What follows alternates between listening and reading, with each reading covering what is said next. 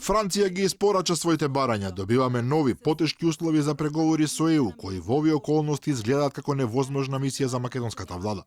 Клучен проблем со оглед на хаосот во правосудството е владењето на правото, кое според французите останува интегрално барање од моментот на отварање на преговорите до крајот, и тоа во сите области од процесот. Во нон-пейперот Франција зборува за обновен пристап кој се заснова на постепено придружување, построги услови и реверзибилност.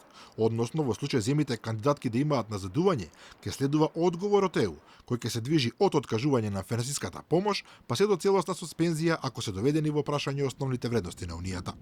При тоа преговорите би можеле да траат и над 15 години. За овој пристап опозицијата зборуваше уште пред да се случи октомвриската блокада, но тогаш од владата тврдеа дека Макрон ги убедувал дека преговорите не би требало да траат бескрајно. Сосема спротивно е тоа што ни го кажа, например, председателот Макрон на средбата со премиерот Заев минатата година во Софија. Таму кажа председателот Макрон дека идејата на Франција е преговорите да не траат бескрајно, затоа што тие го имаат оценето до сегашниот процес со Србија и Црна Гора. Србија и Црна Гора преговараат 7 години. Не се до никаде во смисла на заокружување на процесот.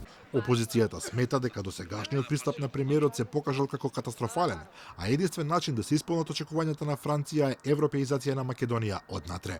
Денеска Франција испорачува еден таков документ наречен non-paper, каде што јасно се лоцирани областите каде што се неопходни реформи и покрај она блескаме на Зоран Заев и покрај оние обиди за невешто извртување на вистината, дека ние сме направиле све што требало, а всушност Европа била таа која што нас не казнувала и направила историска грешка.